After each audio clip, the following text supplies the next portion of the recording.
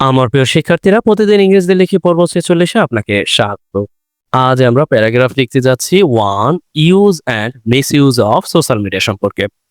হেরিসি, এখানে ইতিমধ্যে কিছু বাক্য নেওয়া আছে।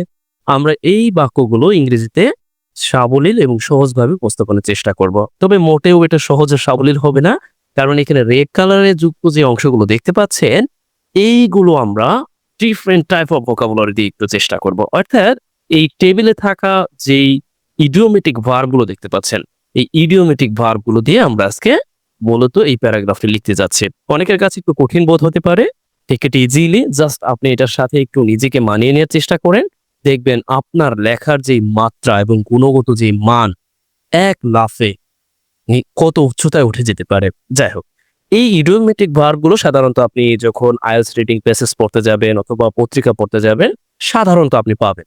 অ্যাজ ইউজুয়ালি এগুলো লেখালেখিতে আমরা সাধারণত ব্যবহার করি না, কিন্তু আমি চাচ্ছি এগুলোকে আমরাও যেন আমাদের লেখার প্রয়োজনে, অর্থাৎ অনেক সময় কমন ভার্ব হিসেবে কিছু কমন থাকে না, এই ইডিওমেটিক ভার্বের সাহায্য নিয়ে দারুণভাবে আমাদের যে প্রয়োজনীয় দৈনন্দিন ইংরেজি লেখার ব্যাপার আছে সেগুলোকে দারুণভাবে ফিল আপ করে ফেলতে পারি।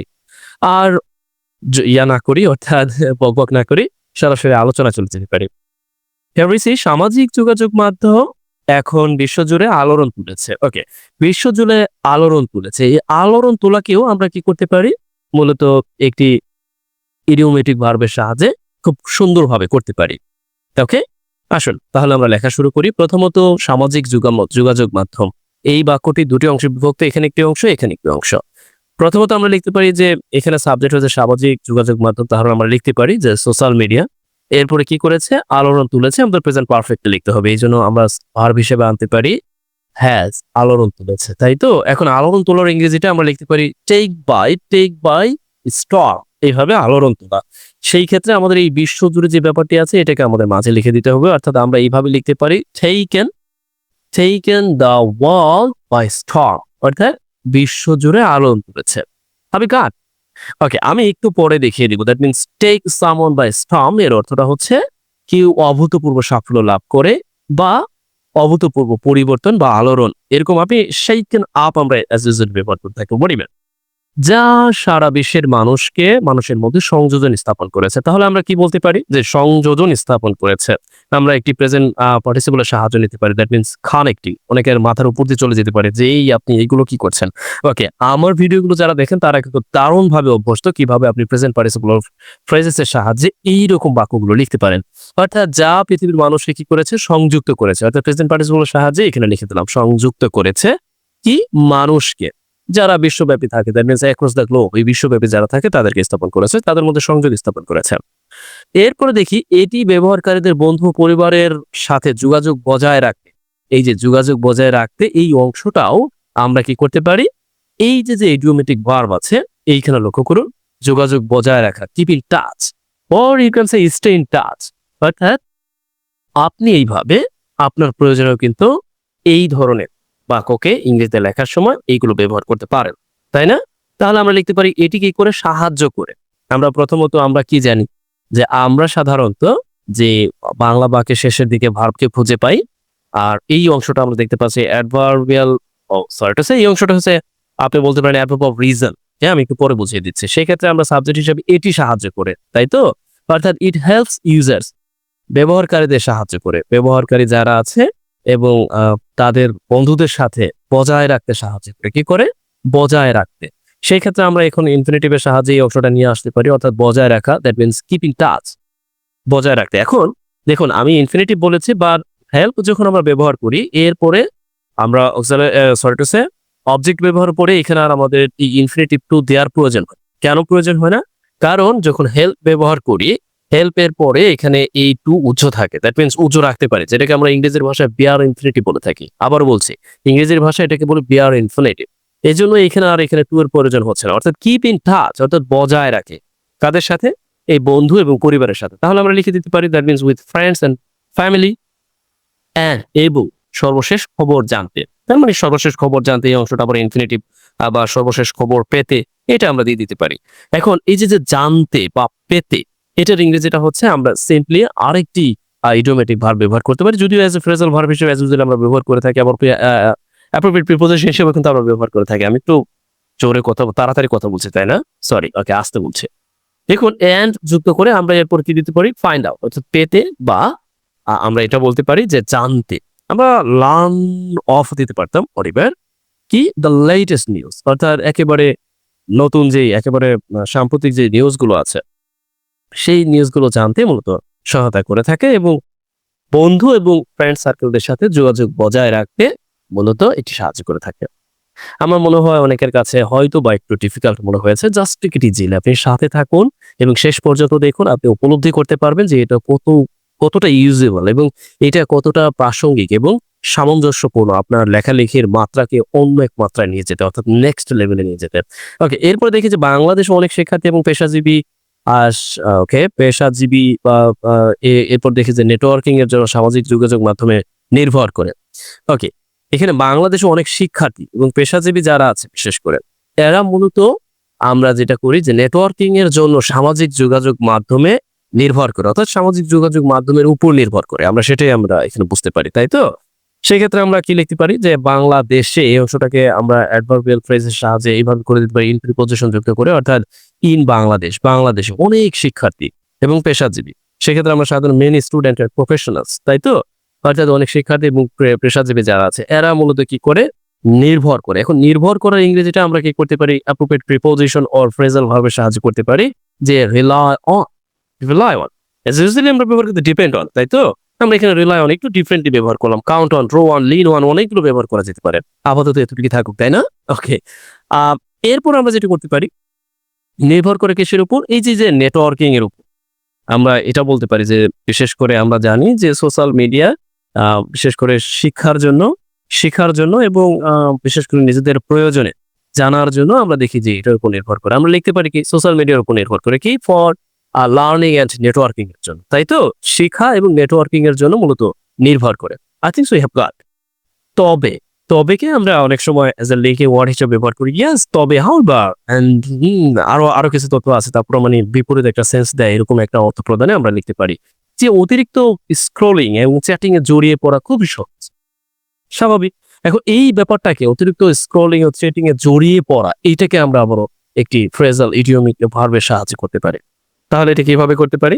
আমরা বলতে পারি এটা খুবই সহজ। দ্যাট মিনস আমরা ইট ইজ ইজি টু, তারপরে আমরা কি লিখতে পারি? যে গেট অর্থাৎ জড়িয়ে পড়া, অথবা আমরা গেট অ্যাডিক্টেড টু দিতে পারি। গেট অ্যাডিক্টেড টু অর্থাৎ আসক্ত হয়ে পড়া, সেই ব্যাপারটাকে আমরা এখানে জড়িয়ে পড়া অর্থ প্রদানে এখানে ব্যবহার করেছি। আপনি চাইলে কিন্তু দিতে পারবেন কিভাবে? বাই লেজ, দ্যাট মিনস আমরা কিন্তু জানি যে অতিরিক্ত বা মাত্রাতিরিক্ত বা একেবারে মানে সীমাহীন। সেক্ষেত্রে আমরা বলতে পারি যে ইন লেজ, কি? বিশেষ করে use or in chatting or scrolling, এইগুলোর মাধ্যমে, তাই তো? আশা করছি বুঝতে পেরেছেন।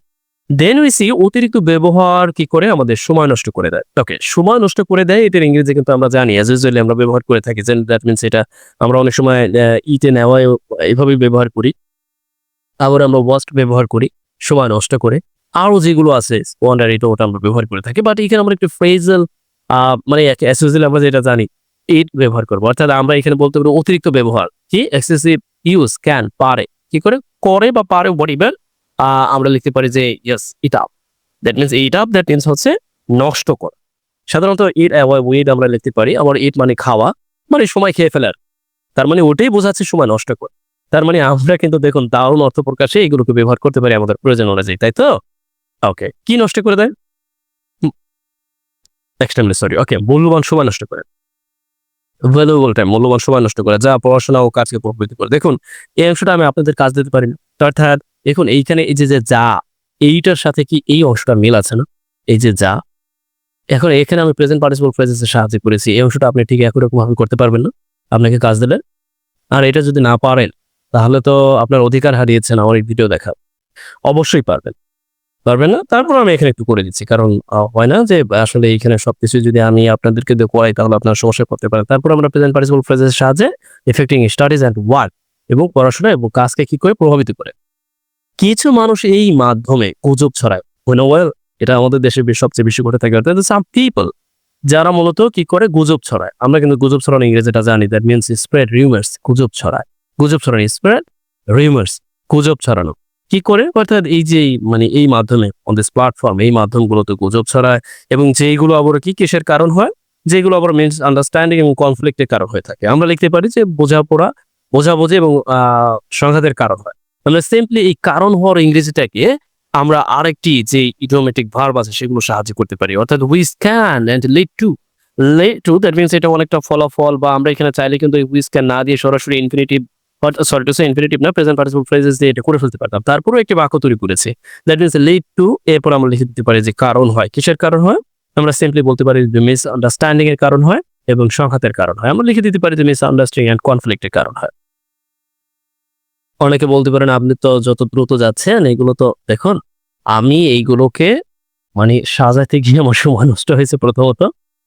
তাছাড়া হচ্ছে আজকে মানে রেগুলার আমার যেই কাজগুলো আছে, কাজগুলো থেকে একটা টাইট শিডিউল পড়ে গিয়েছে। তাছাড়া রেকর্ডেড কোর্সের জন্য ভিডিও তৈরি, এটা ওটা নিয়ে সবকিছু মিলিয়ে এইজন্য একটু তাড়াহুড়ো করছে আরকি। তারপরেও আমার পূর্ববর্তী ভিডিওগুলো যারা দেখে অভ্যস্ত তাদের কাছে এই ব্যাপারগুলো খুবই আমি মনে করি সহজভাবে আপনারা নিতে পারছেন বলে আমি আশা ব্যক্ত করি। তারপরেও জানি না কে কিভাবে নিয়েছি কমেন্টে অবগত করতে পারেন এই ব্যাপারে। ওকে, এরপরে দেখি যে সামাজিক যোগাযোগ মাধ্যমে সর্বোচ্চ ব্যবহার নিশ্চিত করতে, দেখুন সর্বোচ্চ ব্যবহার নিশ্চিত করতে এই অংশটা কিন্তু আমি আপনাদের চাইলে আপনাদের দিতে পারি না, আমি দিয়ে দিচ্ছি। সর্বোচ্চ ব্যবহার নিশ্চিত করতেও এটাও আবার একটি ইডিওমেটিক ভাব দিয়ে আমরা করতে পারি। যেমন দেখুন এই যে এটা দিয়ে করতে পারি, এইখানে আছে উল্লেখ আছে দেখুন এই যে এখানে আমরা যদি একটু দেখি যে মেক দ্য মোস্ট অফ সর্বোচ্চ ব্যবহার করা।